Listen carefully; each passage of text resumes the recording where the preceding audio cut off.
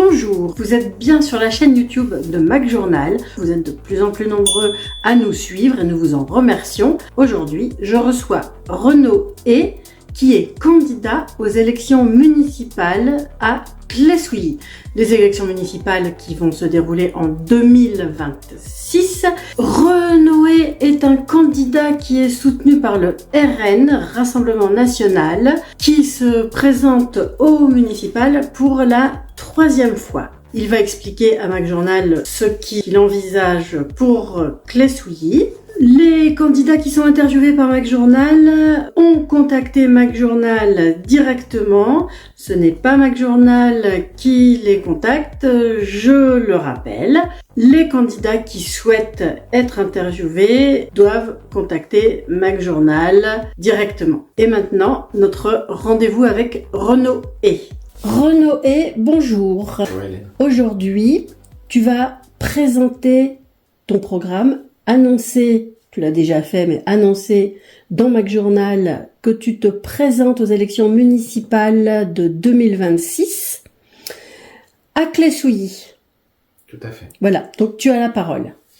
Alors, je m'appelle Renaud Hay, j'ai 45 ans, je suis natif de Claye-Souilly. Je suis également attaché parlementaire. J'étais auparavant au Sénat, puis à l'Assemblée nationale. Donc Claye-Souilly, c'est une ville évidemment qui me tient à cœur, que je connais et que j'ai vu évoluer pendant 45 ans. Je suis élu depuis 2014 au conseil municipal et je rappelle aussi souvent qu'en général, les élections municipales, c'est aussi le temps des élections communautaires, puisque Claye-Souilly fait partie maintenant de la communauté d'agglomération Roissy-Pays de France, territoire qui compte 42 communes et un territoire très dynamique, notamment grâce à son aéroport, l'aéroport Roissy-Charles de Gaulle, qui apporte énormément d'emplois pour les Cléois et tous les habitants alentours. Ta situation familiale, c'est quoi ? Je suis célibataire, voilà, pas d'enfants, j'ai pris beaucoup de temps pour les autres, notamment au travers de mon mandat municipal et mon implication politique depuis maintenant 15 ans. Et c'est une partie de moi, en tout cas personnelle, que j'ai mis un peu de côté. Qu'est-ce que tu envisages pour Claye si tu es élu avec ta liste qui a un nom ? La liste a un nom puisqu'on a déposé directement donc le mandataire financier en préfecture. Ça sera le nom de liste donc Ensemble pour Claye-Souilly. Et on a aujourd'hui un groupe de personnes qui sont très motivées, issues de différents courants, mais ça reste une liste d'union nationale, avec notamment le Rassemblement national, le RPR et l'UDR de Éric Ciotti, et l'ensemble des patriotes, avec des personnes qui aussi ne sont pas étiquetées, pas encartées, mais qui nous accompagnent pour les élections municipales de 2026. Toi, personnellement, tu es RN. Moi, je suis RN, effectivement. J'ai également eu donc l'investiture du Rassemblement national. J'ai également l'investiture du RPR, qui est un parti historique qui a été repris justement par Franck Alizio et Frédéric Pierre Vos. Et aujourd'hui, donc, je présente une liste d'union nationale pour rassembler l'ensemble des patriotes sur cette échéance municipale. Tu as travaillé avec le sénateur Aymeric Durox. Alors, j'ai travaillé effectivement pendant près d'1 an au Sénat avec Aymeric Durox, qui est l'actuel sénateur, l'un des 6 sénateurs donc de Seine-et-Marne. J'ai ensuite migré à l'Assemblée nationale, j'ai souhaité changer de champ. C'est évidemment 2 ambiances totalement différentes entre le Sénat et l'Assemblée nationale. Et je suis parti évidemment à l'Assemblée nationale pour poursuivre professionnellement. Qu'est-ce qui va pas à Claye, d'après toi ? Alors à Claye-Souilly, on a connu, et moi j'ai été élu dès 2014, on a connu l'ère d'Yves Albarello, qui était l'ancien député maire de Claye-Souilly, qui a été élu maire donc en 89. Voilà, à l'époque on pouvait cumuler les 2 mandats, et c'est pour ça qu'on disait député maire. Exactement, la loi sur le non-cumul ne permet plus d'être député et maire, mais à l'époque c'était encore possible. Et c'était un maire qui était un maire bâtisseur, donc qui a permis à la ville de Claye-Souilly de pouvoir se développer, à un moment où la ville de Claye-Souilly d'ailleurs en avait besoin. On a ensuite eu les élections de mars 2020, où nous étions en triangulaire avec Yves Albarello et Jean-Luc Servière, et qui a vu donc Jean-Luc Servière prendre la majorité au conseil municipal. Moi, personnellement, j'ai un point de comparaison entre les deux politiques qui ont été menées donc avant et après 2020. Ce que j'explique d'ailleurs à nos concitoyens, parce que beaucoup aussi nos Cléois sont arrivés après 2020 ou juste avant, et n'ont pas forcément cette vision, cette différence qu'il y a entre l'avant Jean-Luc Servière et maintenant le mandat qu'on a actuellement. On avait auparavant quand même une ville qui était très fleurie. L'avantage du fleurissement de la ville, c'est d'abord son embellissement. On est toujours très content d'habiter dans une ville qui est plutôt jolie, agréable et calme. Et propre. Et propre aussi. Et on a un deuxième point qui est important, et je le rappelle, notamment pour la biodiversité, c'est que en fleurissant la ville, on favorise évidemment les polliniseurs. Donc, on a un rôle aussi de ce côté-là, enfin en tout cas une biodiversité qui se développe. Quand on voit aujourd'hui l'état de la ville dans laquelle elle est, notamment j'ai fait dernièrement un communiqué sur les feuilles mortes qui n'étaient pas ramassées, et on a d'ailleurs deux enfants qui se sont cassés la clavicule parce qu'ils ça glisse sur des feuilles qui commençaient à pourrir. Je trouve que c'est toujours dommage en fait que le conseil municipal d'opposition que je suis soit obligé de dire au maire actuel ce qu'il doit faire. Et on a vu très clairement en fait la ville en fait se déliter. C'est-à-dire que là où Claye-Souilly était une ville toujours rayonnante, avec un esprit de compétition, parce que c'était aussi ça, Yval Barello, toujours être le meilleur, de faire mieux et plus grand que les autres.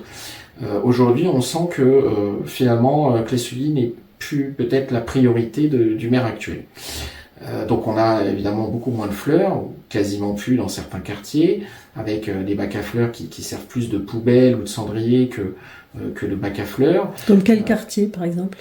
Quand on remonte notamment la rue de Charny ou quand on va direction Souilly, enfin, on a dans l'ensemble des quartiers vraiment une diminution très nette et très marquée du manque de fleurissement et l'embellissement n'est plus là. Et puis après, sur la propreté, là c'est vraiment sur l'ensemble de la ville. Pareil, c'est un des sujets quand même importants, sachant que aujourd'hui la politique locale que l'on mène est avant tout axée sur la qualité de vie. La politique nationale est plus liée au pouvoir d'achat, même si au niveau local on peut aussi agir, mais c'est vraiment plus sur la qualité de vie. C'est ce que recherchent les gens. C'est ce que recherchent les gens, et on a beaucoup de Cléois qui en fait sont à Claye-Souilly d'abord parce que ça reste quand même une ville agréable en comparaison à d'autres villes, mais néanmoins ne voient pas forcément ce qui se passe. On peut avoir, on a des personnes qui rentrent du travail, ont leur tâche avec leur famille, et puis dorment et ensuite repartent au travail, et finalement ne voient pas forcément tous ces changements. Bon, moi en tant qu'élu, comme je fais régulièrement le tour de la ville, je constate et je vois qu'il y a effectivement une désaffection pour la ville de la part de la majorité. J'essaie de mettre à chaque fois le doigt là où ça ne va pas et d'alerter la majorité sur les éléments qu'il faudrait améliorer. Le souci qu'on a en fait, c'est que dès 2020, je pense que Jean-Luc Servière a pris conscience que finalement être maire, c'était pas aussi simple que ça. Et c'est pas parce qu'on est premier adjoint que on a la capacité ensuite de devenir maire. Et ça, je crois qu'il en a pris conscience dès le début du mandat, parce qu'à l'époque, quoi qu'on en dise, Yval Barello, même il a été en tout cas fortement critiqué en 2020, aujourd'hui, le retour que j'ai des Cléois qui ont connu la politique qu'il a menée dans la ville, me disent clairement, finalement, aujourd'hui, on le regrette. Voilà.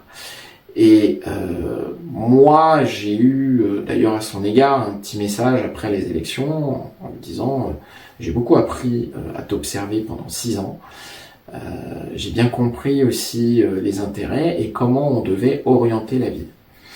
Et ce qui est assez paradoxal en fait, c'est que Jean-Luc Servière, qui a travaillé 25 ans quand même avec lui, Yval Barello lui a donné quand même beaucoup de confiance, finalement n'a rien appris de ces échanges pendant 25 ans. Et aujourd'hui, ce que j'ai relevé, notamment lors du dernier débat d'orientation budgétaire cette année, c'est qu'on a un coût en charge d'exploitation qui a littéralement explosé. le taux du foncier bâti qui a été multiplié par 2,44. Donc on a une augmentation déjà du foncier bâti. Et ça, l'ensemble des propriétaires s'en sont bien rendus compte. La masse salariale, elle a augmenté de 31%. 31%, c'est colossal. Le budget fin 2019 était 19 millions d'euros. Aujourd'hui, il est 3 millions au-dessus. Il est à plus de 22 millions. Et la question que j'avais posée lors du débat d'orientation budgétaire, c'est qu'est-ce que vous avez fait de plus que les mandats précédents en 5 ans? Qu'est-ce que vous avez fait de plus avec une augmentation aussi importante de masse salariale?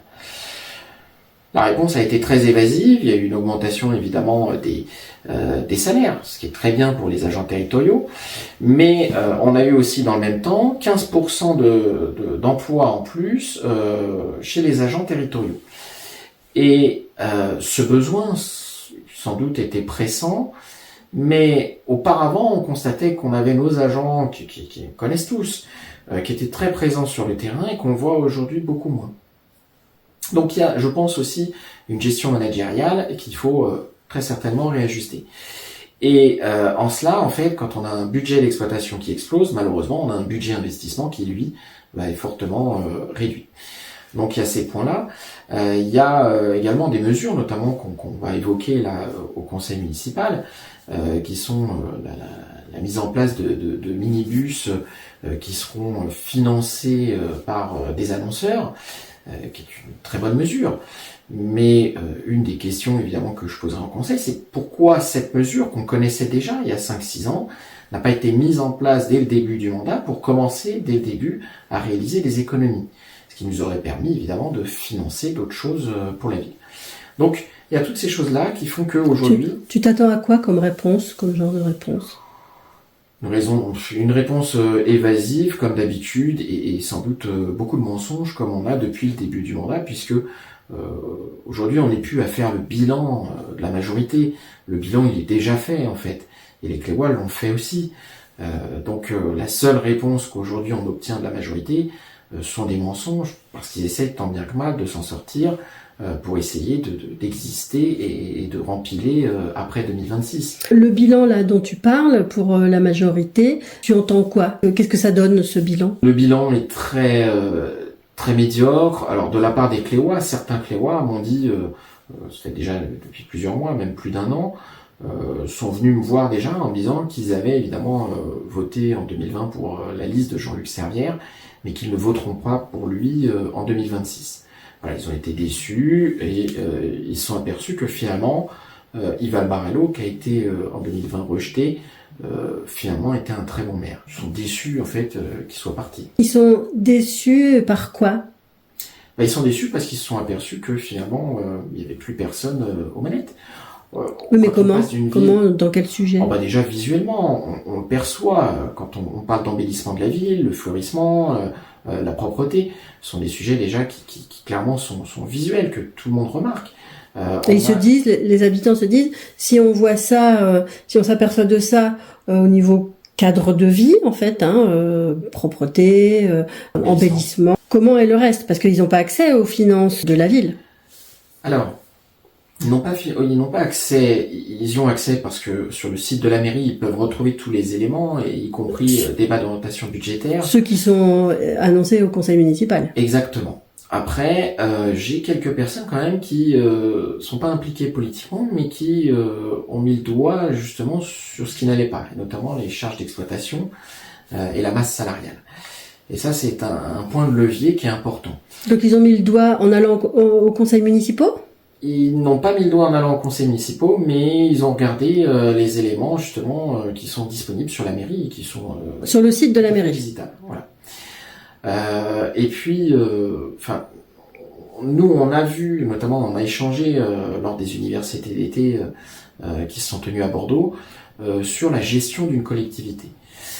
Les élus du Rassemblement national, les maires du Rassemblement national qui ont été élus en 2014 ont été fortement sollicités et ont été largement réélus en 2020. Et on a eu d'ailleurs d'autres collectivités en 2020 et on en aura davantage en 2026 avec l'ensemble des candidats investis. Mais au-delà de ça, ce dont on s'aperçoit, c'est que au-delà de l'embellissement, au-delà de ce qui est visible, On a sur les différents pôles, et notamment chez les anciens, dans les sorties, les prix, les tarifs qui ont, pour certains, légèrement augmenté, voire très largement augmenté. Et je pense qu'il y a une partie de l'électorat, et notamment des anciens, qui aujourd'hui sont très déçus parce que il faut pas oublier qu'on a aussi beaucoup d'anciens qui parfois sont dans le besoin, ne peuvent pas participer aux sorties de la ville parce que les tarifs sont prohibitifs. Et ça, c'est un des sujets et une des mesures aussi qu'on prendra dans la campagne. D'abord, il n'y aura pas d'augmentation d'impôts, comme l'a fait Jean-Luc Servière pendant ce mandat. L'inverse de ce qu'il a fait. Exactement. Il a augmenté les impôts. Il a augmenté, et au Rassemblement national, très clairement, on est contre toute augmentation de tarifs et d'impôts locaux. On aura également une baisse, et notamment, on proposera, en tout cas dans le programme, le repas pour les cantines scolaires à partir de 1 euro. Aujourd'hui, il y a beaucoup de parents qui payent plus de 5 euros, parfois 6 euros, donc pour les cantines. Et aujourd'hui, c'est juste impossible. Beaucoup de parents m'ont dit qu'ils ne pouvaient pas laisser leurs enfants tous les jours à la cantine. Il n'y a pas de quotient familial. Il n'y a pas de quotient familial. Il peut être mis en place, mais même s'il est mis en place, aujourd'hui, l'intérêt, en fait, c'est à la fois de diminuer et de rendre plus abordables les cantines, pour favoriser aussi l'organisation des parents.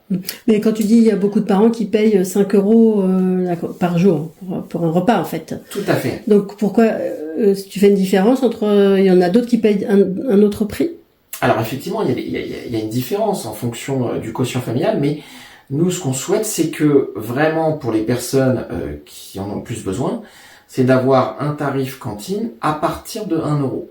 Et après, il y aura une progressivité dans les tarifs, en fonction évidemment des parents et du foyer fiscal. D'accord. Donc c'est quoi la différence avec maintenant? Maintenant, aujourd'hui, en fait, beaucoup de parents qui n'ont pas les moyens ne peuvent justement pas payer la cantine pour les enfants tous les jours de... Mais si c'est le quotient familial qui est appliqué, ils peuvent pas payer malgré tout? Ils peuvent payer, mais parfois le tarif est quand même encore trop élevé.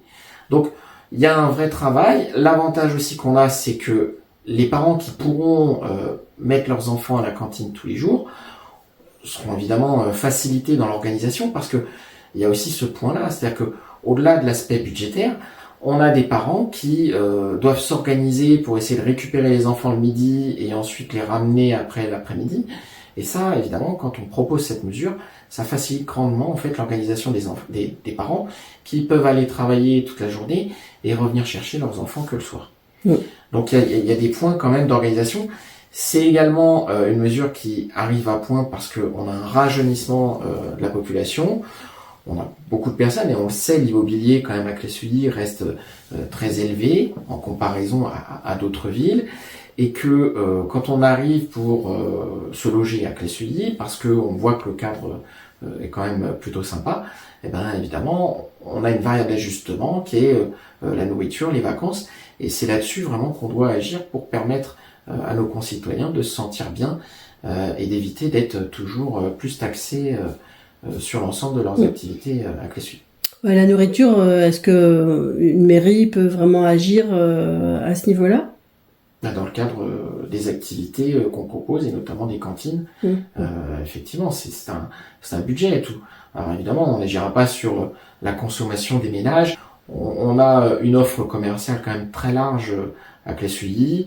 Voilà, les parents savent exactement, enfin les Cléois savent exactement où ils peuvent faire les bonnes affaires et essayer d'optimiser leur budget. Mais encore une fois, le pouvoir du maire reste quand même très limité.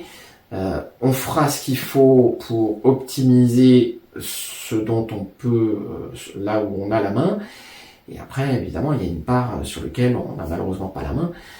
Mais comme tout élu, on n'est pas des magiciens. Par contre, on sait que voilà, il y a un besoin et il faut répondre à ce besoin. Est-ce que tu prévois quelque chose sur l'urbanisme?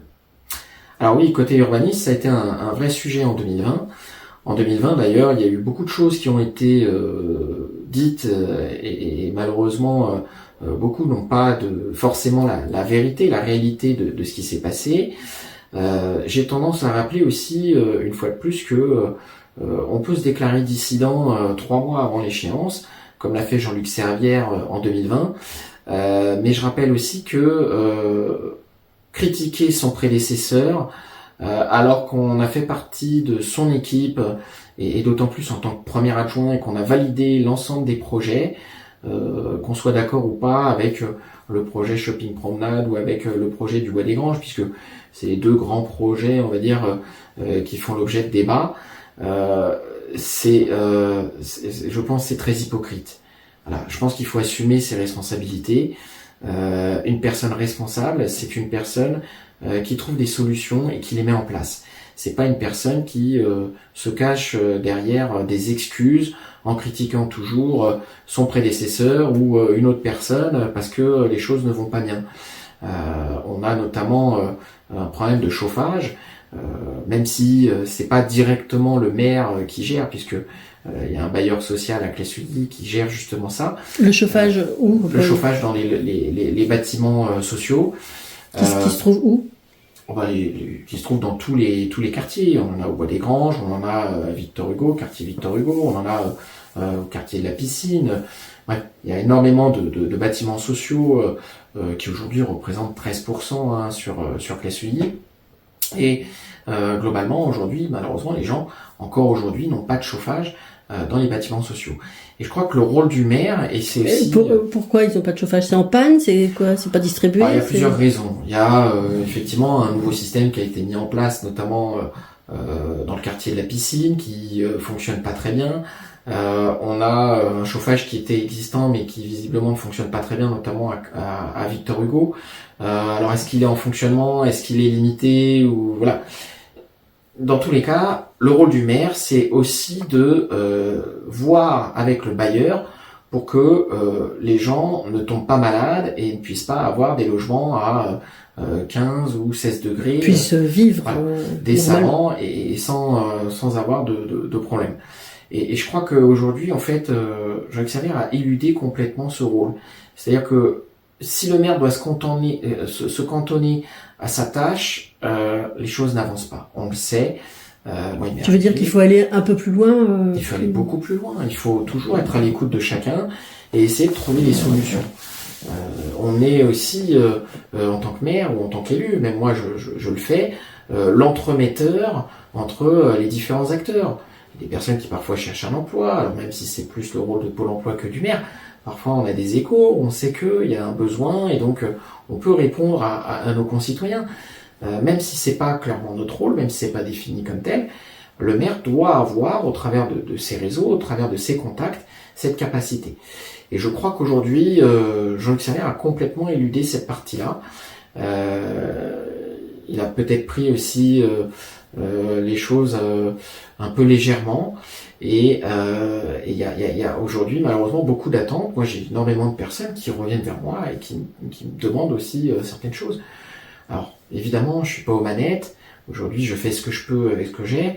Il m'arrive parfois, même quand je vois une bouteille cassée le long d'un trottoir, de la ramasser parce que, voilà, même si c'est pas mon rôle, je vois que ça peut aussi porter un préjudice. Un enfant tombe dessus ou quoi qu'est-ce, se blesser.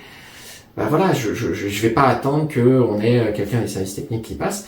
Je vais le faire parce que, c'est quelque part, moi, ça me touche et que je me dis, voilà, il faut qu'on aille au-delà de notre mission d'élu. Ça, c'est un détail, mais il y a des plus grandes choses aussi dont tu estimes que le maire doit se charger, même si ça lui incombe pas directement. C'est un détail qui montre aussi beaucoup de choses. Et quand un élu s'implique au-delà de ses prérogatives, je pense qu'on peut compter sur lui pour pleinement s'impliquer dans sa mission. Et je crois que c'est dans le détail vraiment qu'on fait la différence. Donc on est en période électorale depuis le 1er septembre. J'ai bien vu que la majorité s'activait. On fait pas en 4 mois ce qu'on n'a pas fait en 5 ans et demi. Et ils peuvent s'activer autant qu'ils veulent. Moi, ça fait réellement plus de 10 ans que je m'implique pour ma ville dans le détail et que je continuerai avec acharnement et que j'accentuerai encore mes efforts avec d'autant plus de poids si effectivement demain les Cléois estiment que je dois prendre la place de Jean-Luc Servère. Une grande partie quand même, effectivement, se rend compte de ce qui se passe et de ce que la ville est devenue. Je crois que En définitive, et ça, c'est aussi un des points qu'on mettra en avant et avec lequel je souhaite travailler, sont nos entreprises et nos commerçants. Personne n'a pu éluder le fait que nos galeries marchandes, notamment dans le centre commercial, ont progressivement fermé. Alors, il y a plusieurs facteurs. On a évidemment, au niveau global et même national, une activité économique. Le centre commercial, c'est les sentiers? C'est ça, les sentiers historiquement d'ailleurs, qui a permis à la ville de Plessuilly de se développer, puisque c'est l'ancien maire, Dr Darfeuille, qui a initié ce projet dans les années 70, puisque c'était l'essor et le tout début en fait des centres commerciaux, et qui ensuite s'est développé progressivement avec le temps, pour faire face notamment à la concurrence. Et du Val d'Europe. Du Val d'Europe, de Meaux aussi, de différents, Rosny, Aulnay, bref. Et donc, c'est autour de cette activité économique que Plessuilly aussi a rayonné. Beaucoup de personnes d'ailleurs, qui ont même des centres commerciaux plus proches de chez eux, viennent encore et continuent de venir à Plessuilly, par habitude, parce que c'est historiquement le premier centre commercial qu'ils ont connu. Et évidemment, on a aujourd'hui beaucoup de centres commerciaux qui se sont développés et qui ont progressivement aussi pris des parts de marché. Moi, comme j'ai dit, Yves Albarello était un bâtisseur. Moi, je m'inscris plus dans l'innovation. C'est vraiment quelque chose qui me passionne. De par ma formation, de par mes études et de par mon expérience professionnelle. Et je crois qu'aujourd'hui, on est arrivé à un terme où il faut se démarquer en innovant. On a un potentiel colossal. D'abord parce que Plessuilly, de par sa situation géographique, au nord-ouest de la Seine-et-Marne, à côté de l'aéroport Charles de Gaulle, à 25 minutes de Paris. On a le canal de l'Ourcq qui historiquement donc, a été fait par notamment Napoléon III, qui peut nous amener à de très très beaux projets. Et c'est des choses d'ailleurs que j'avais évoquées il y a 10-15 ans et qui, je pense, verront le jour, en tout cas peut-être pas dans l'immédiat, pas forcément uniquement... Alors, là on va être curieux, comme quoi? Qu'est-ce que c'est ces innovations?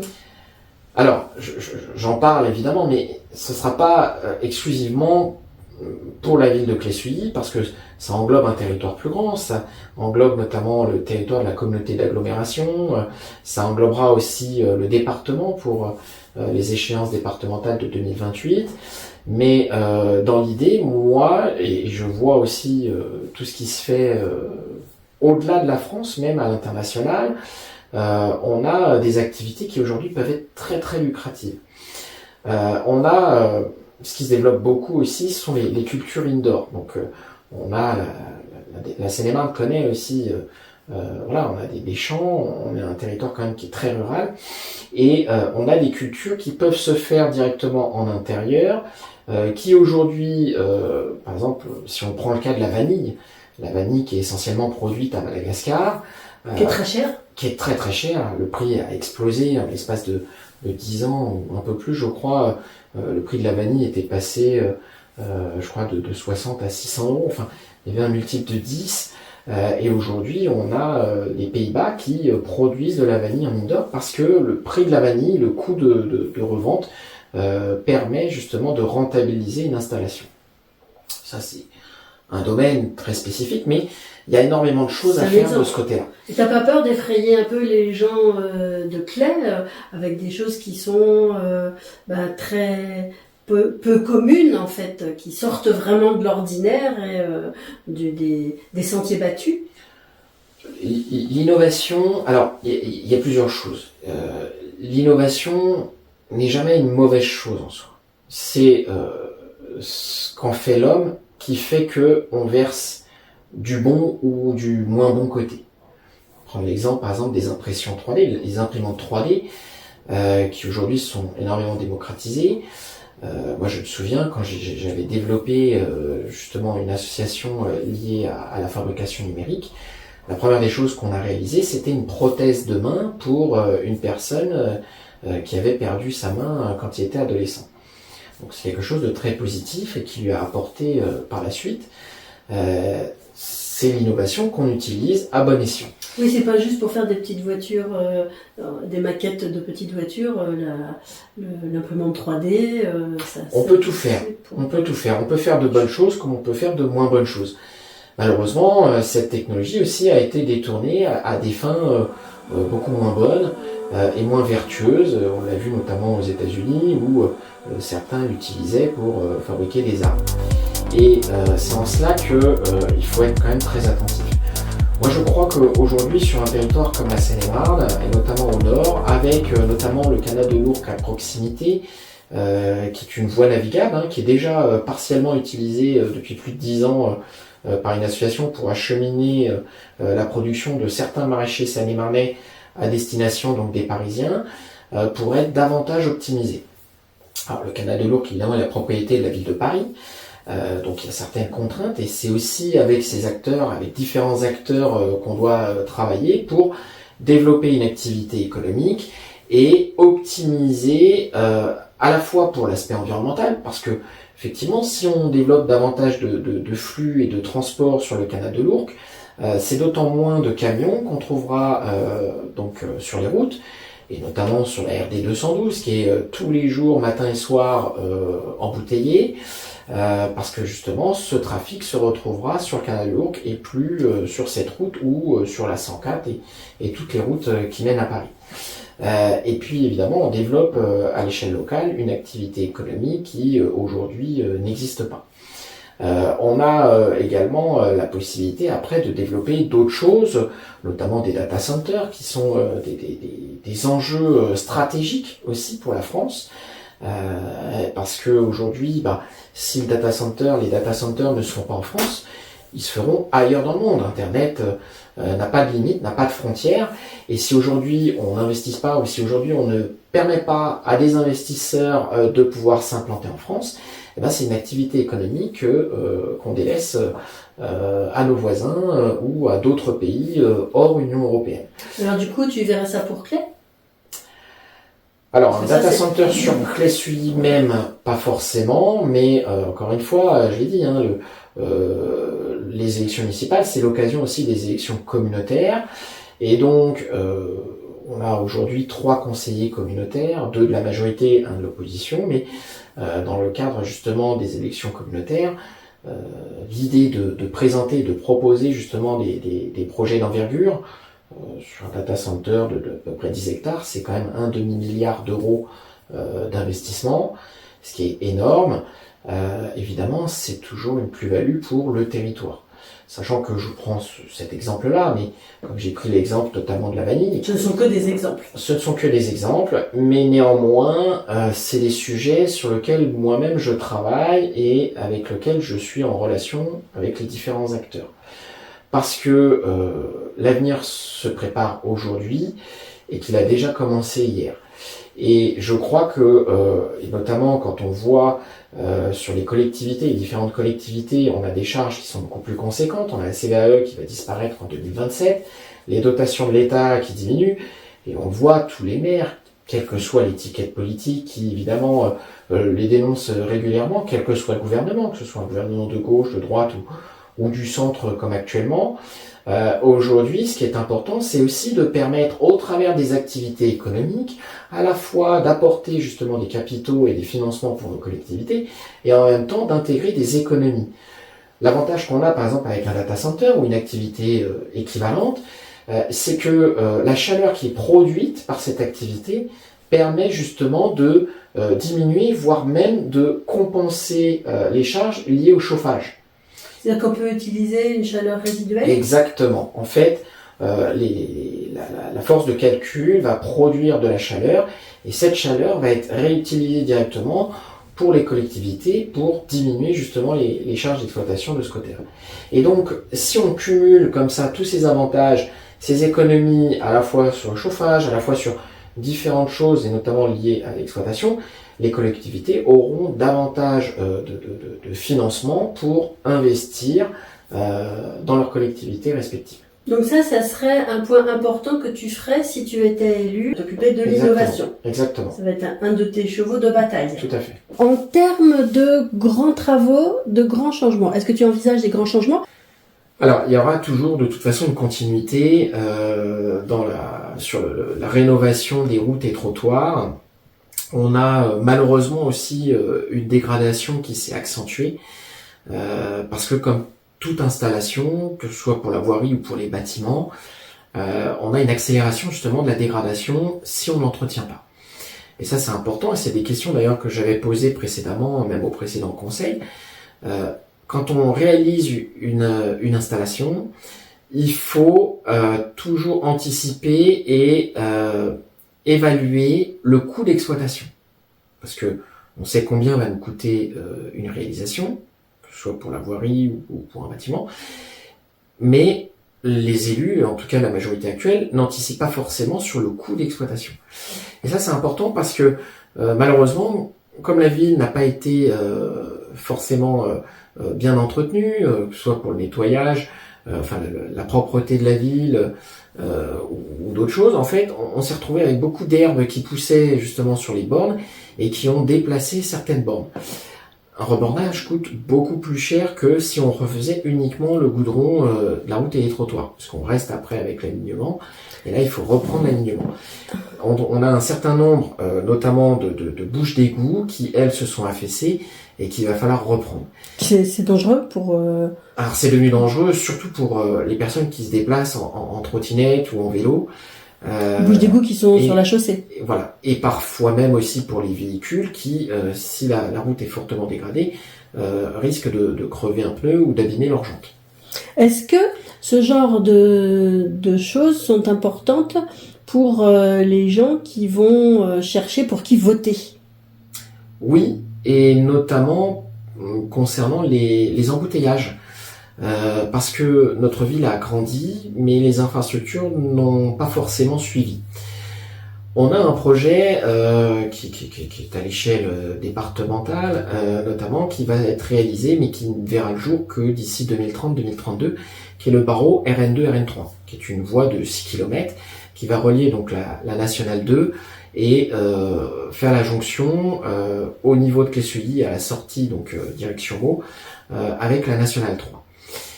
C'est un projet qui normalement permettra de diminuer le flux de circulation sur les RD 212, donc la route qu'on dit traditionnellement de Compan-Mitry et qui mène à l'aéroport.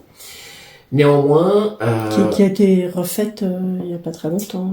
Elle a été refaite, oui, elle a été doublée sur une portion seulement pour aller jusqu'à l'aéroport.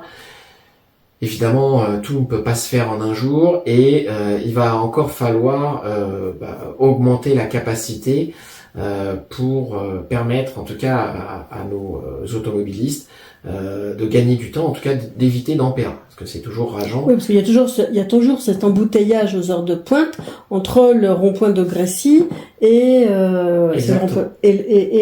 Claye. Voilà, alors voilà, le rond-point effectivement de Grécy-Compan et celui qu'on appelle typiquement le rond-point du dragon, puisque on a un dragon donc à l'entrée de la zone d'activité de Sully. Il y a plusieurs choses. D'abord, je pense que il faut aussi réfléchir et ne pas faire dans la précipitation. Ça n'a jamais été réfléchi, ça, c'est problème. Alors, c'est pas que ça n'a pas été réfléchi, c'est que on a en fait une augmentation du nombre de logements, une densification urbaine qui fait qu'on a davantage de personnes qui empruntent les mêmes routes, mais les routes ne se sont pas démultipliées. Voilà. Donc forcément, à un moment donné, on a un engorgement qui se crée, et évidemment, les heures de bureau sont toujours les mêmes, matin et soir, et puis lors des fêtes de Noël, d'ailleurs on va le voir là avec notre zone d'activité qui sera ouverte notamment les dimanches, avec un accroissement justement du flux pour des personnes qui préparent Noël. On a notamment, quand je dis qu'il faut réfléchir, il y a deux choses en particulier. Moi je me souviens en 2015, alors j'extrapole au-delà des élections municipales, mais en 2015, je me souviens déjà avoir évoqué les incidents et les accidents qu'on avait régulièrement sur la route qui menait entre Nantouillet et Saint-Marc, au carrefour de Juilly. À l'époque, on n'avait pas de giratoire. Il y a eu des accidents terribles. Il y a eu énormément d'accidents, il y a eu aussi des morts, malheureusement. Et à cette époque, voilà, à cette époque, j'avais fortement sollicité tous les élus pour créer un giratoire. Parce que le flux de voitures qu'on avait ne permettait pas aux personnes qui sortaient de Juilly ou qui venaient même d'ailleurs de Thieux de s'insérer facilement sur la départementale. Oui, c'est très dangereux. Ça a mis énormément de temps. On a perdu, je pense, une dizaine d'années. Et à force de solliciter les élus, à force de montrer qu'il fallait impérativement mettre un giratoire, les choses se sont faites. Et aujourd'hui, on a un giratoire qui existe déjà depuis quelques années, mais on a un giratoire qui, évidemment, a fortement diminué les accidents, et j'en suis très content. On a par contre, à contrario, des projets, et notamment sur la RD 212, entre le rond-point dit du Père Noël, à la sortie de Clé-Sully sur la route de Villevaudée, et l'échangeur de la Nationale 3. Alors, dit du Père Noël parce que il y a un Père Noël tous les ans, voilà. Qui a diminué depuis l'élection. J'allais dire, oui, il était très grand. Voilà, maintenant c'est plus le même, c'est un tout petit Père Noël, peut-être que... on aura peut-être un lutin, mais la prochaine fois, en tout cas, voilà. Et si t'es élu, est-ce que tu feras grandir le Père Noël? Alors, je ferai pas élire le Père Noël. Non, grandir. Alors, on le fera pas grandir non plus, mais on aura autre chose. Voilà. J'en parle pas, c'est. D'accord. Donc, la surprise. On l'appellera plus le rond-point du Père Noël. On l'appellera plus le rond-point du Père Noël, mais autre chose. Un autre nom. D'accord. Bon, ça c'est pour une petite blague. Voilà. On est détendu, tout va bien. Mais c'est une affaire sérieuse, les routes. Tout à fait, c'est une affaire sérieuse, et en fait, j'évoquais le sujet justement de Juilly et du giratoire, parce que c'est un sujet aussi qu'on a eu et qu'on a toujours actuellement, notamment sur cette fameuse route, donc entre le rond-point du Père Noël et l'échangeur de la Nationale 3, où il a été réalisé il y a quelques mois un feu tricolore à la jonction justement de l'entrée-sortie du quartier de Maupertuis. Il y avait un réel besoin d'ailleurs, parce que sur cette route, il y a eu aussi beaucoup d'accidents. Mais c'est une route qui est très droite. Hein. C'est une route qui est droite, où parfois les limitations de vitesse ne sont pas respectées, où les habitants du quartier de Maupertuis ont des difficultés à s'insérer sur la départementale, et voilà, il y avait quelque chose évidemment à réaliser. J'ai toujours souhaité à cet endroit la réalisation d'un giratoire. Pourquoi un giratoire? D'abord parce qu'un giratoire, ça permet de maintenir un flux de véhicules, mais ça permet aussi un ralentissement pour permettre aux habitants de Maupertuis de s'insérer, de rentrer et de sortir de leur quartier beaucoup plus facilement, en toute sécurité. Les gens se plaignent, les gens de Maupertuis, et disent qu'on n'arrive pas à sortir? Alors, ils se plaignaient avant la réalisation du feu tricolore, et ils se plaignent aujourd'hui du feu tricolore. Même si la majorité dit que non, clairement, moi, c'est les échos que j'en ai encore pas plus tard que cette semaine. Pourquoi? Parce que, en fait, ce qui s'est passé, en réalisant donc, en mettant un feu tricolore, on a du coup le feu qui se met au rouge à partir du moment où il y a des personnes qui viennent de Maupertuis, qui veulent sortir, qui veulent s'insérer sur la départementale, et quand la cellule détecte qu'il y a un véhicule, le feu sur la départementale se met au rouge. De fait, ça crée un phénomène d'accordéon, avec un embouteillage qui parfois remonte jusqu'au rond-point de Villevaudée, alors qu'il y a encore la place et que c'est vide pour aller jusqu'à l'échangeur, et après soit reprendre la RD 212, soit aller au centre commercial, soit reprendre la RN3 direction Meaux ou direction Paris. D'abord, ça c'est un premier point, c'est-à-dire qu'ils ont créé encore un problème supplémentaire d'embouteillage. Et le pire, c'est que le phénomène s'est amplifié. Pourquoi? Parce que les personnes qui veulent sortir de Claye direction depuis l'avenue Pasteur, plutôt que de continuer à la rue Pasteur et d'arriver au rond-point du Père Noël pour ensuite reprendre la RD 212, passent directement dans le quartier de Maupertuis, Pour éviter le feu. Pour éviter le feu. Et du coup, ça crée un flux plus important dans le quartier de Maupertuis, qui est limité à 30 km/h sur l'avenue de Monterland, puisque la route qui fait le tour, c'est l'avenue de Monterland, qui en plus roule beaucoup plus vite et qui du coup dérange encore plus les habitants du quartier de Maupertuis. Et qui en plus, comme il y a plus de flux, le feu tricolore qui se met, qui est sur la RD 212, se met plus souvent en rouge puisqu'il y a plus de véhicules qui viennent sur la cellule en sortant de Maupertuis et qui de fait recrée encore et augmente ce phénomène d'accordéon et donc d'embouteillage.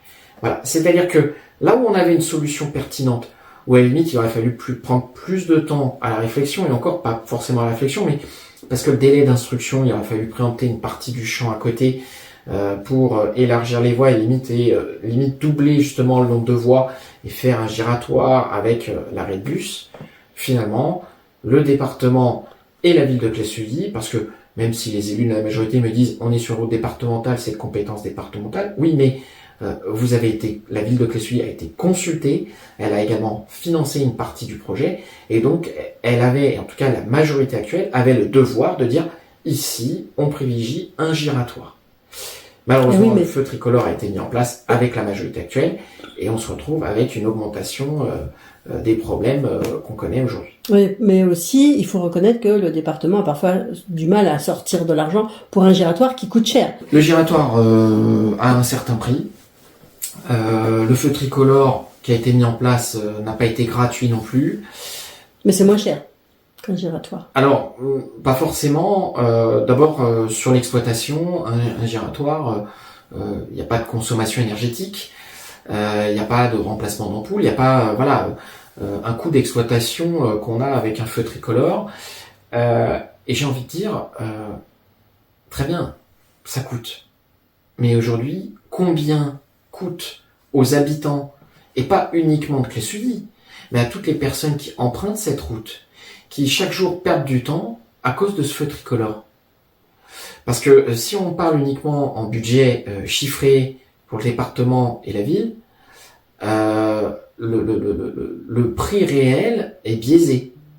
Parce que là, on fait perdre du temps et donc de l'argent à toutes les personnes, aux Cléois et à toutes les personnes qui empruntent cette route. Qu'est-ce que tu pourrais envisager, par exemple, pour réduire cet embouteillage qu'il y a entre Grécy et le rond-point du Dragon? Alors, il y a plusieurs possibilités. On reste sur une route départementale. Donc, ce n'est pas de la compétence du maire. Évidemment, le maire est force de proposition. On aura à voir après aussi avec les différents acteurs, et notamment le maire de Grécy, à voir si la possibilité de doubler la route déjà pour faciliter les entrées et sorties peuvent être réalisées. On a eu notamment le projet Canamarne qui arrive à sa fin et qui est l'acheminement directement des eaux pluviales de l'aéroport Charles de Gaulle, qui devait être réalisé pour notamment après avoir la réouverture de la rue qui menait directement à Grécy au niveau de la Rosée. Il va falloir attendre évidemment que le barreau RN2 RN3 puisse être réalisé pour que cette route puisse ensuite être réhabilitée, car c'est aussi un des points qui a été voté notamment au conseil municipal de Grécy. Ça prend du temps. Hein. Ça prend du temps, effectivement.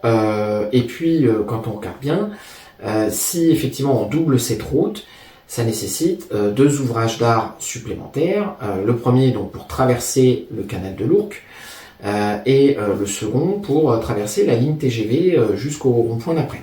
Mais ce qui est avantageux, et c'est là aussi où il faut encore une fois anticiper sur les flux futurs, ne pas voir que en fonction du flux, du nombre de voitures, de véhicules en tout cas qu'on a sur cette route, on va se limiter à tel ouvrage. Il va falloir anticiper parce que à l'avenir, on aura davantage de flux. C'est toujours plus. C'est toujours plus pour anticiper et pour éviter les contraintes. Donc c'est un coût supplémentaire, mais qui, en définitive, globalement, permettra de gagner à tout le monde. C'est-à-dire que c'est pas non plus aux contribuables cléois et des alentours de payer pour les erreurs d'appréciation des différentes collectivités. Et je pense que, notamment sur un certain nombre de giratoires que l'on a, qui sont existants ou ceux à venir, il est possibilité aussi à chaque fois de faire des voies de contournement qui permettent, quand on tourne directement à droite sur la première sortie, d'éviter de prendre le giratoire et de prendre la bonne direction sur la droite. Et ça désengorge évidemment la circulation du giratoire. De dispatcher avant, en amont. Tout à fait. Donc, il faut vraiment réfléchir avec cette perspective de plus en plus, là où c'est possible, évidemment, et puis là où c'est pas possible, de faire en conséquence. En entrée en matière, qu'est-ce que toi tu penses faire pour le budget, hormis faire peut-être des économies de ci, de là, dont tu as commencé à parler. Vas-y, parce que tu as dit Jean-Luc Servière a loupé des trucs, enfin pas été bien, entre guillemets. Donc qu'est-ce que toi, si tu es élu, tu comptes faire concernant le budget municipal? On a déjà réduire la voilure sur les charges d'exploitation. Ça, c'est un premier point. Voilà. On a d'ailleurs, notamment avec les élus du Rassemblement national, qui sont déjà maires de leur propre ville, évoqué le fait de reprendre l'ensemble des marchés publics. Donc ailleurs en France? Ailleurs en France, partout en France. Partout. On a une réévaluation donc des marchés publics. On a un certain nombre de services et...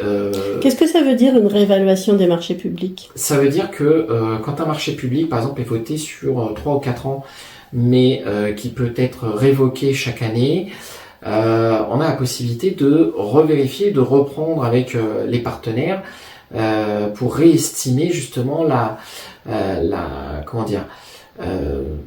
le bienfait de ce marché. Comme quoi? Je vais prendre un exemple qui est très récent, notamment sur les bus, où on voit que sur un appel d'offres, on a 4 entreprises qui ont répondu et finalement 3 sont caduques.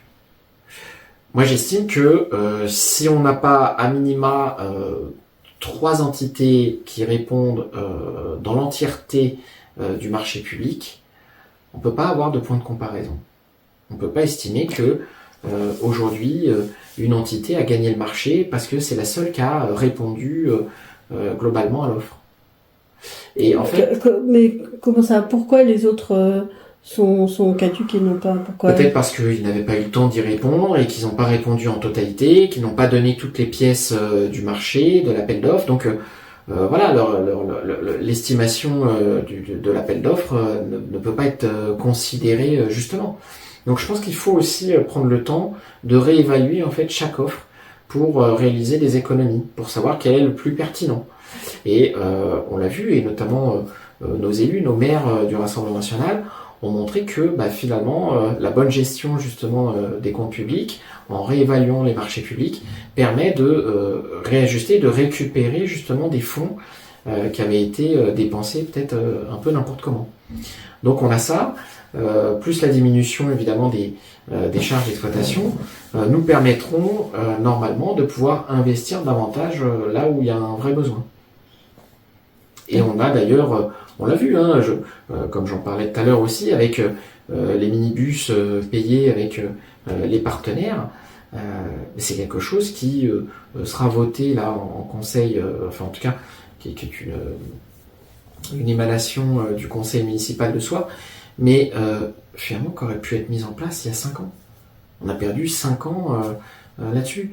Et c'est plein de petites économies qu'on peut réaliser de part et d'autre qui nous permettent aujourd'hui de pouvoir investir et réaliser notre programme. Alors pourquoi tu dis que vous avez perdu 5 ans? Comment on peut perdre 5 ans? C'est-à-dire que les décisions ne sont pas prises, elles ne sont pas réfléchies. Comment ça peut se passer, perdre 5 ans?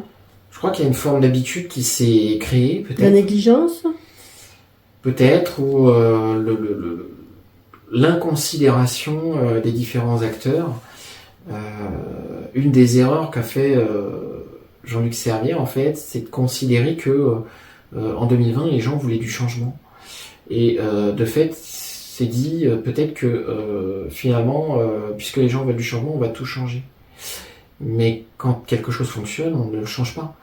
Par contre, il faut, avec les différents acteurs, les partenaires, prendre conscience que quand ils sont là et qu'ils peuvent apporter à la ville, leur donner une place, parce que quand un service ou quand un bien peut être alloué, attribué en tout cas pour le bien des habitants, il faut le prendre, il faut pas attendre.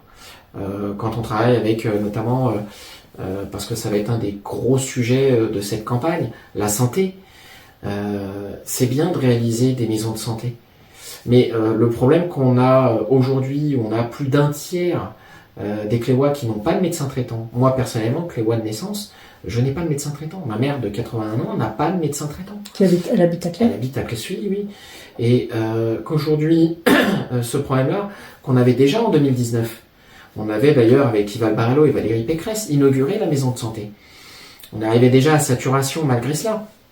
On était à l'époque, il y avait 1500 patients à Clé-Sully pour un médecin, alors qu'à l'échelle nationale, on était à 1050. C'est plus que des aires médicales. C'est beaucoup plus.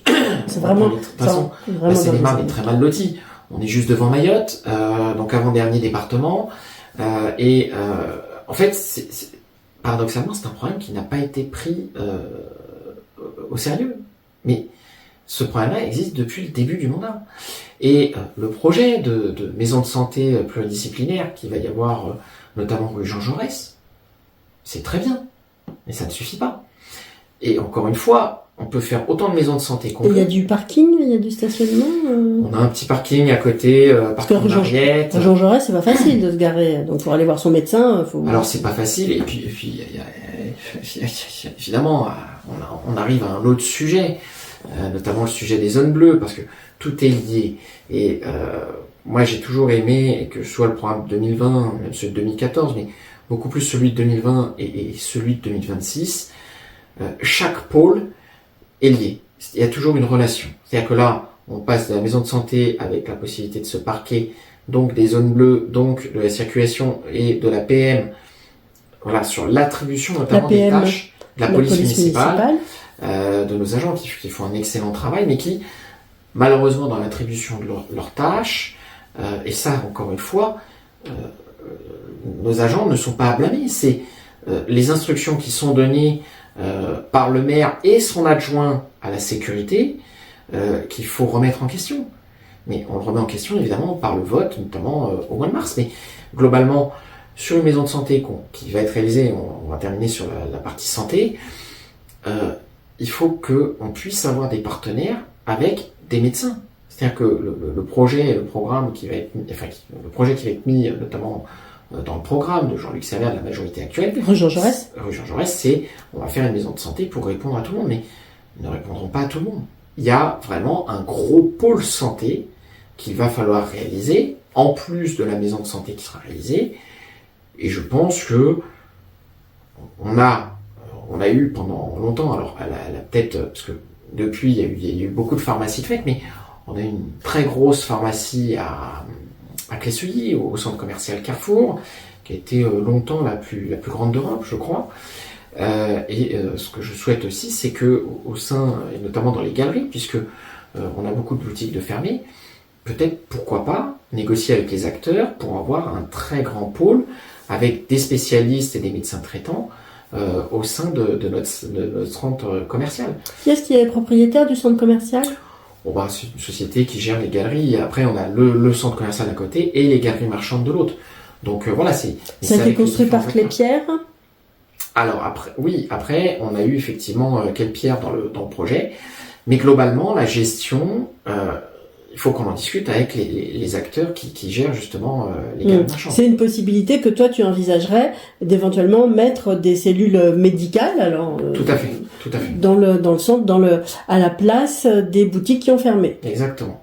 Mais c'est un sujet d'ailleurs qu'on évoque beaucoup à l'Assemblée nationale et notamment en commission des affaires sociales, parce que le désert médical touche tout le monde, quel que soit le bord politique. Là, on n'est pas à dire le Rassemblement national fait ci, fait ça. On part d'un constat, et je l'ai rappelé notamment dans une dernière vidéo, que à l'échelle nationale, 11% dans une dernière vidéo à toi que tu as postée sur Exactement, sur les réseaux sociaux, 11% des Français n'ont pas de médecin traitant. À Clé-Sully, c'est 33%, c'est un tiers. C'est 3 fois plus. Donc, on voit que ça a été totalement éludé. Et ça revient un petit peu indirectement à ce que je disais tout à l'heure, où un maire, il a sa mission, mais un bon maire, il va au-delà de sa mission. Et il se fixe des objectifs, et il est réussi parce que derrière, il aime sa ville, il aime son territoire, il aime ses habitants. Et si on ne s'engage pas pleinement, même dans les détails, tout à l'heure où j'évoquais notamment une bouteille en verre que je ramassais dans la rue, quelqu'un qui n'aime pas sa ville, il va passer devant et il va rien faire. Et on voit la différence. La différence se fait vraiment dans le détail. Alors comment ils font les gens qui n'ont pas, les Cléois qui n'ont pas de médecin traitant? Alors il y a plusieurs d'autres, il y a d'autres solutions. Il y a notamment les médecins en ligne. On a après des gens qui historiquement n'habitaient pas forcément Claye et donc parfois ont un médecin, mais sont obligés de faire 10, 15, 20 km pour aller voir un médecin. Donc voilà, ils arrivent tant bien que mal, mais je pense qu'on arrive vraiment à la limite. C'est-à-dire que pour une urgence, si on n'arrive plus à gérer les urgences, ça peut être dramatique. Ça, c'est que les urgences, elles sont compliquées. Normalement, les urgences, c'est l'hôpital. C'est ça. Et on sait que ça bouchonne là aussi. C'est ça. Mais on a un vrai projet d'ordre national. On a un nombre de médecins d'ailleurs qui a diminué. À cause du numerus clausus, toujours aussi. Hein. Tout à fait. Et puis, on a aussi, et c'est ce qu'on évoque à l'échelle nationale, à l'Assemblée nationale, mais évidemment, ça a des répercussions au niveau local. C'est le fait qu'aujourd'hui, les Français qui cotisent pour la sécurité sociale, qui en plus ont un reste à charge, donc toujours payent quand même une partie de leur poche, voient aussi à côté des gens qui viennent de l'étranger. Et je parle globalement. On a encore eu un article notamment sur les Américains qui prenaient leur retraite et qui venaient en France parce que ils n'ont rien à payer et ils n'ont jamais cotisé pour la sécurité sociale, n'ont pas de reste à charge et qui aujourd'hui prennent des places pour les Français qui eux cotisent et n'ont pas de médecin traitant ou de spécialistes. Hein, c'est pareil, mais il n'y a pas que les Américains. Il n'y a pas que les Américains, mais globalement, voilà, on a des gens qui n'ont jamais cotisé, qui bénéficient des médecins et qui finalement ne payent rien. Et ça, ce n'est plus envisageable, ce n'est plus entendable. Il y a effectivement une injustice sociale de ce côté-là qu'il faut réguler et que d'ailleurs nos députés et nos sénateurs se battent pour que cette justice sociale puisse être mise en place. Maintenant, on va attaquer le volet sécurité. Tu as commencé à parler de la police municipale. Comment ça se passe pour Claye et qu'est-ce que tu envisages? Alors Claye-Souilly a toujours eu auparavant une bonne équipe avec des agents qui vraiment se défendent et sont toujours présents pour les Cléois. Donc de la police municipale. De la police municipale. Sinon, Claye, c'est dépendant du commissariat de Villeparisis. Tout à fait, pour la police nationale. Les compétences de la police municipale ne sont pas les mêmes que celles de la police municipale. C'est d'ailleurs encore aussi en débat à l'Assemblée nationale pour attribuer justement des compétences à nos policiers municipaux. Ce qui est un peu dommage puisque normalement la police nationale devrait pouvoir faire son travail suffisamment, mais il n'y a pas assez d'effectifs, il n'y a pas assez de moyens et bon, elle n'est pas très bien lotie. C'est ça. Alors il y a plusieurs choses. D'abord, on le voit de toute façon, l'État se désengage de tout et progressivement les collectivités essayent tant bien que mal de compenser cette carence. Quand elles le veulent, quand elles le souhaitent. Après, on a certaines collectivités qui ne souhaitent pas avoir de policiers municipaux. Je crois qu'aujourd'hui, c'est important aussi de rappeler que dans des villes comme Claye-Souilly, la police municipale, c'est indispensable. Je me rappelle, moi, quand j'étais petit, qu'on avait aussi une gendarmerie. Alors après, évidemment, les choses ont évolué. Aujourd'hui, c'est une crèche municipale. Mais globalement, en fait, c'est important pour Claye-Souilly d'avoir des agents et des agents bien équipés. Je rappelle qu'on a eu dernièrement notamment les députés de chez LFI qui souhaitent désarmer les policiers municipaux. Ce qui serait une catastrophe. Alors il faudra qu'ils nous expliquent évidemment comment ils font pour gérer quand un individu qui est armé, la police municipale doit intervenir avec juste des tasers si ils sont en danger. Ça devient compliqué. Et je veux dire, à un moment, il faut quand même prendre conscience de ce que ça implique et du danger immédiat qu'il y a à la fois pour nos agents et à la fois pour notre population. Et ça, bon, LFI l'a marqué très clairement. Et d'ailleurs, j'en parle parce qu'il semblerait qu'à Clé-Sully, on ait une liste LFI qui se présente pour 2026. Concrètement, eux souhaitent clairement désarmer notre police municipale. On a aujourd'hui, je crois, 8 agents. On avait avant 16 agents. Alors, on a malheureusement beaucoup de compétences qui partent de la ville de Claye. C'est jamais bon signe pour une majorité quand on a autant d'agents territoriaux qui partent d'un coup, surtout aussi près des échéances municipales. Et pour la ville de Claye, les propositions que nous avons pour la sécurité, c'est avoir une police municipale 24 heures sur 24, 7 jours sur 7. C'est important, et c'est important aussi qu'il soit présent, qu'il soit sur le terrain. Il y aura de fait une réattribution des tâches, comme je l'ai dit tout à l'heure. On a malheureusement la politique qui est menée par le maire et son adjoint à la sécurité, qui aujourd'hui crée de l'injustice. Qui crée de l'injustice pourquoi? Et je l'avais dit d'ailleurs notamment à plusieurs reprises, on a un certain nombre de personnes qui parfois se garent sur des zones bleues, qui restent parfois 5-10 minutes juste pour aller chercher une baguette de pain, faire quelques courses, et qui malheureusement omettent de mettre leur disque et qui prennent une prune à 135 €. C'est un sentiment d'injustice, très clairement, et j'ai de nombreux Cléois qui m'en ont parlé et qui aujourd'hui clairement attendent de la nouvelle majorité qui arrivera en mars autre chose de sa police municipale. Je l'ai dit, je l'ai répété, Jean-Luc Servière et son adjoint à la sécurité, Bruno Monti, le savent. Ils en font fi, tant pis pour eux. Maintenant, on verra ce que ça donnera en mars 2025, ou mars 2026. Mais concrètement, voilà, ce que je souhaite, c'est que justement à l'échelle de certaines villes où les gens se sentent en sécurité, ce que je veux, c'est que les Cléois puissent se sentir en sécurité, avec une accentuation de nos agents sur le terrain, présents 24 heures sur 24, 7 jours sur 7, et je serai moi-même le garant que ce service puisse fonctionner pleinement, en restant toujours à l'écoute et toujours, même la nuit, si c'est important, si c'est nécessaire en tout cas, sur le terrain.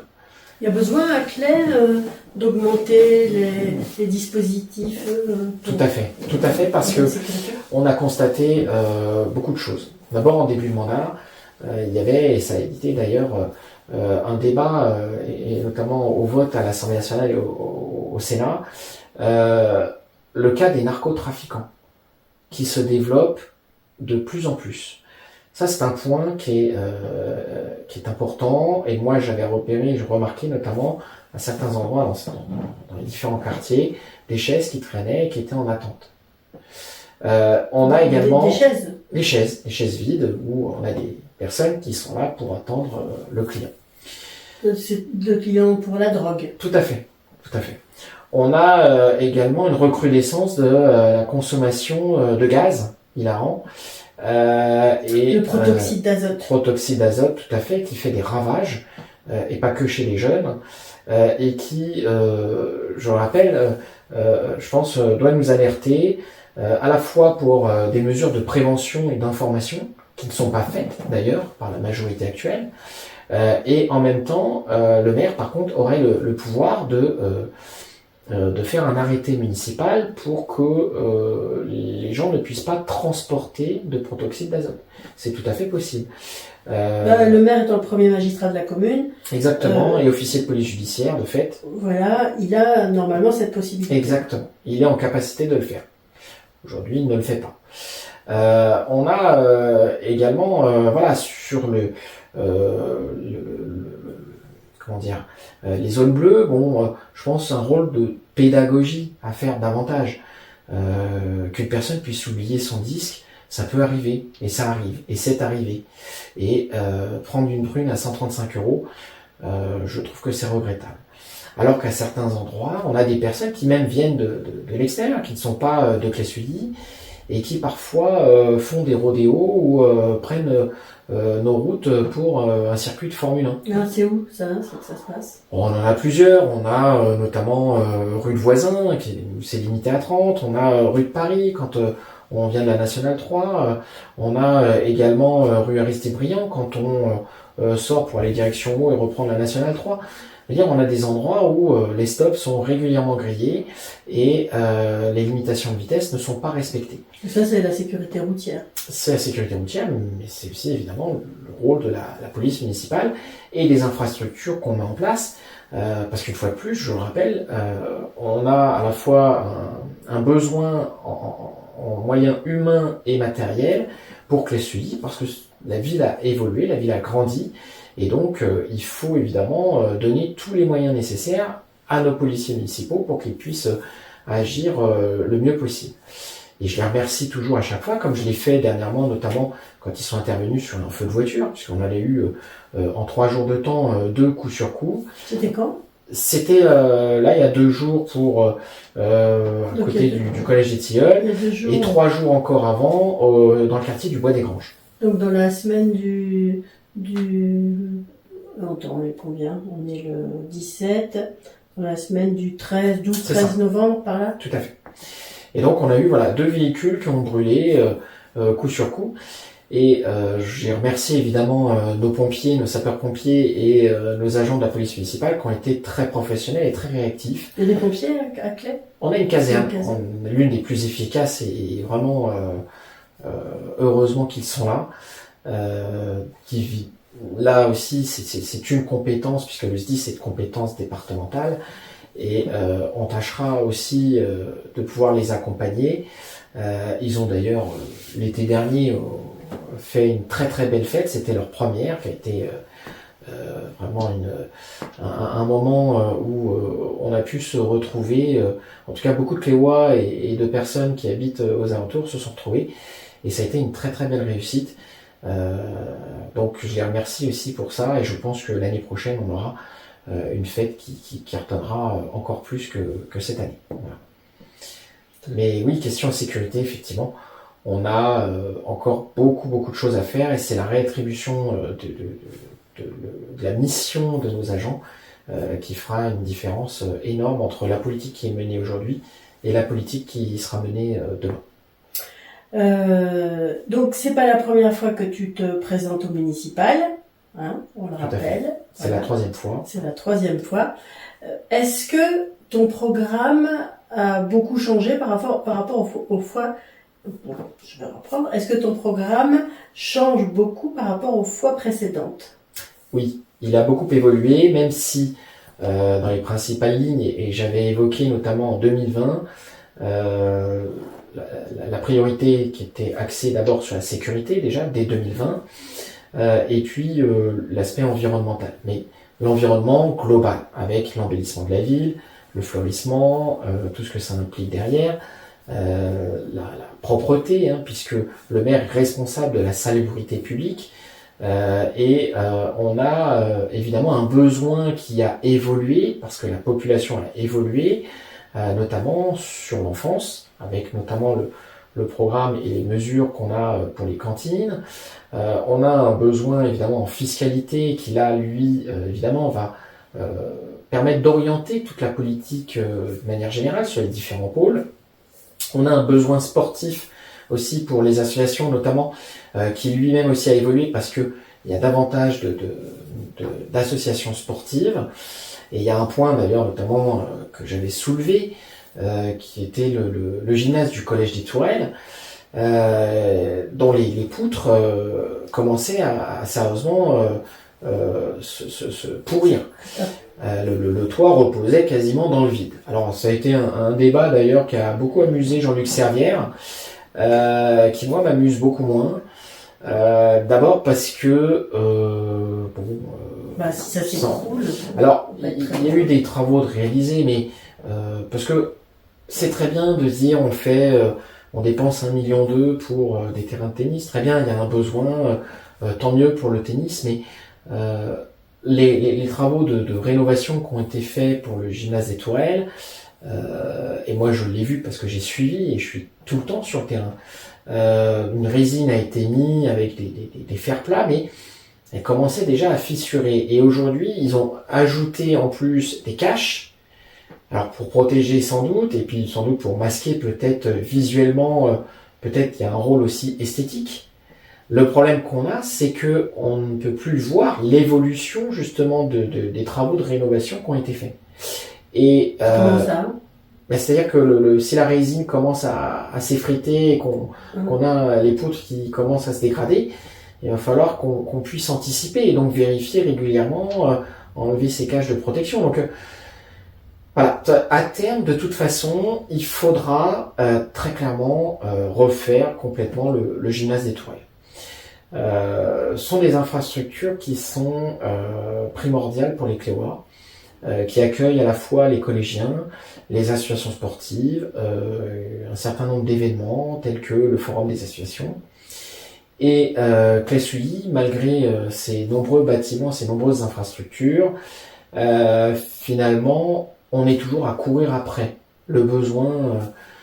Donc, il y a un projet éventuellement qu'on aura, mais le budget et les finances ne permettront peut-être pas de le faire sur un premier mandat, qui sera la réalisation d'une salle beaucoup plus grande, plus conséquente, pour accueillir l'ensemble des événements qu'on réalise dans les différents gymnases. D'abord parce que les gymnases sont pas forcément assez grands, et on l'a vu notamment pour le repas des anciens, il faut le faire sur 2 jours. Donc ça nécessite évidemment de faire revenir un traiteur, des agents sur 2 jours. Ça fait un moment qu'il est fait sur 2 jours.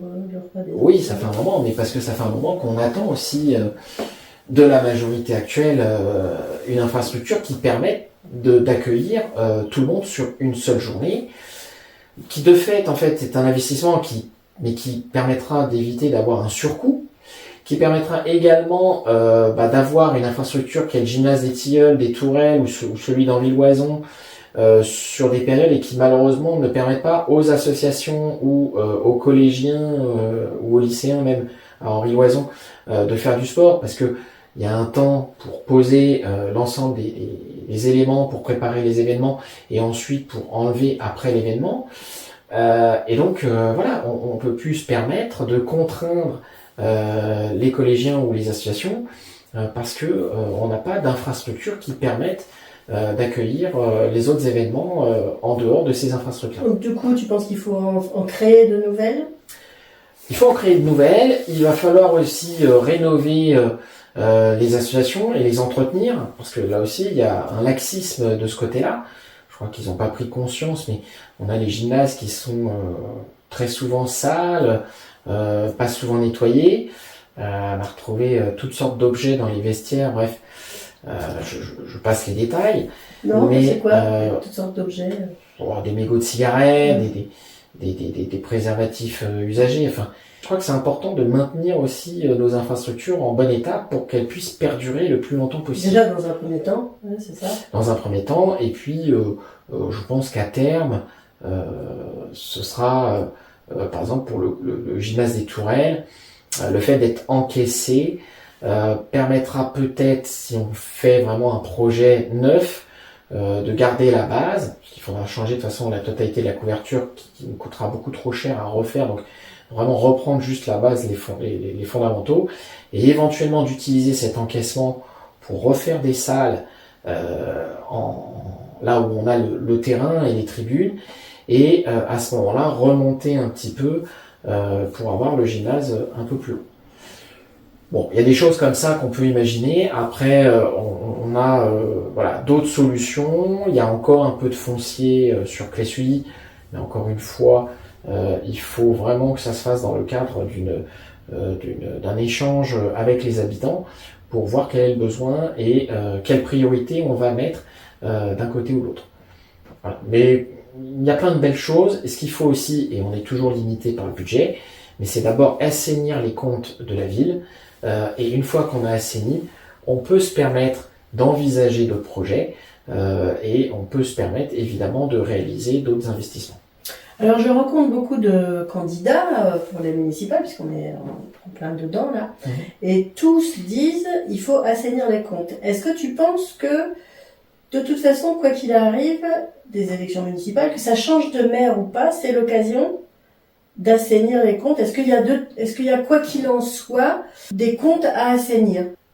Sur les collectivités, comme je l'ai dit, on a eu en 2014 très peu d'élus.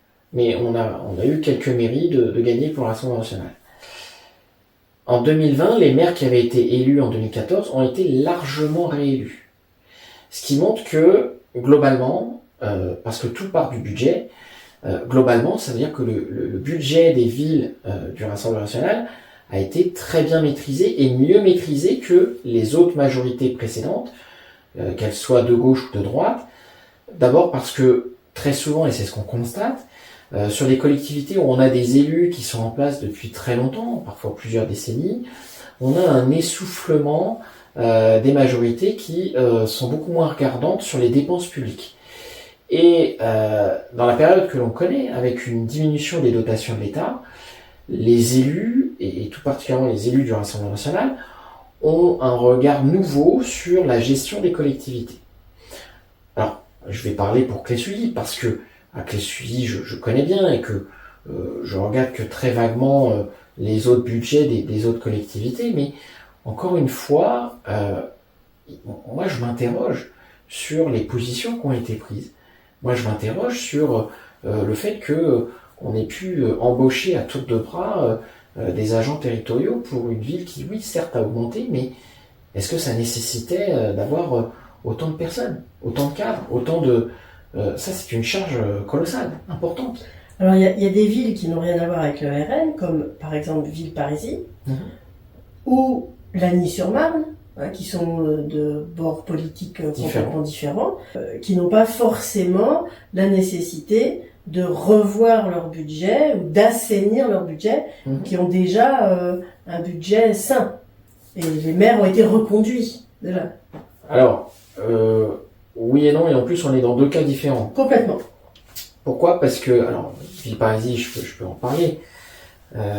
Villeparisis, on a eu auparavant Hervé Touguet, qui était le maire, qui a pris les manettes et qui finalement a diminué l'endettement. Alors qu'il a mis beaucoup de côté, ce qui aujourd'hui aussi permet à la majorité de gauche, Frédéric Bush, d'utiliser aussi ce mandat qui a été quelque part un tremplin sur le budget. C'est une réalité, hein. Je suis pas là pour dire c'était mieux avant ou c'est mieux maintenant ou quoi qu'est-ce.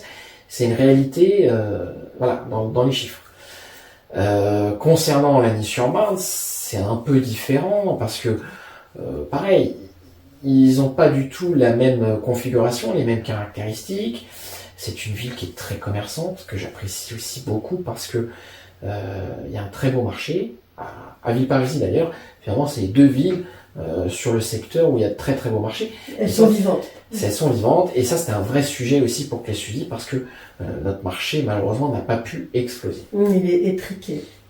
Mais il y a un vrai projet là-dessus, et je le révélerai qu'en janvier. Voilà.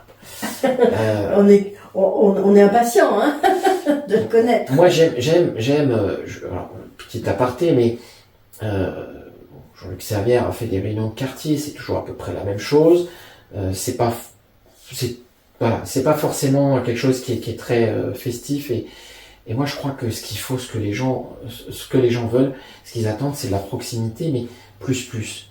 Faire des réunions de quartier, je crois que c'est d'un autre temps. On peut en faire, mais je pense que faire des barbecues de quartier, de mettre en place. Alors c'était une mesure d'ailleurs qui a été mise en place par l'ANI, ils sont un peu revenus en arrière parce qu'ils ont été victimes de leur succès. Et donc ça a créé certaines complications. Par contre, ce sera fait différemment. Parce que j'estime que c'est toujours mieux de se retrouver devant le verre de l'amitié, de discuter, de se retrouver devant un barbecue, une merguez ou autre chose. Parce que là, on est sur une période un peu hivernale qui s'y prête pas forcément. Mais un vin chaud. Un vin chaud, une pizza. Une crêpe. Moi, ça m'est arrivé même pendant les élections législatives d'être avec les habitants, que ce soit de Villeroy ou d'autres, de me retrouver au camion et d'échanger, discuter. Au camion, au food truck. Au food truck, voilà. Et de discuter, et c'était beaucoup plus sympa que de faire une réunion où tout le monde est assis et attendre le message du maire et de ses adjoints. Et on discute bien quand même.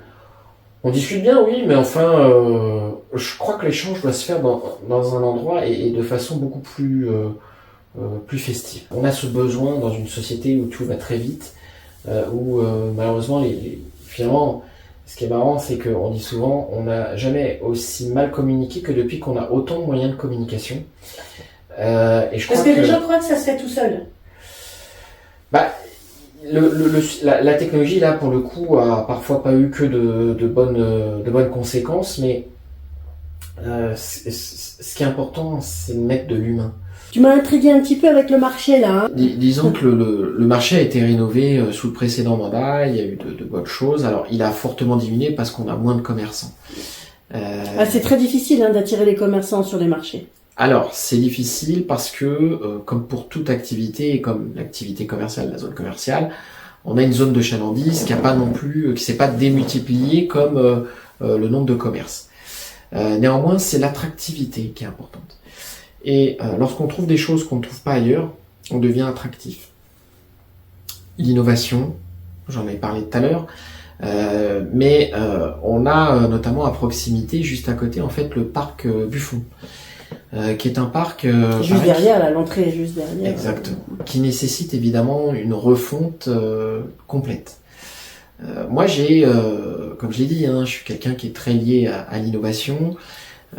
J'ai travaillé notamment sur les champignons, sur les levures endémiques, dans la biotech en fait, notamment dans le développement de différentes solutions biologiques. Pour amener des solutions demain. Et pourquoi tu as travaillé là-dessus? Dans le cadre de ton métier? Alors, c'était d'abord une passion, puisque j'ai toujours été passionné par le vivant. C'est d'ailleurs, mon orientation, c'est marrant parce que tout est lié.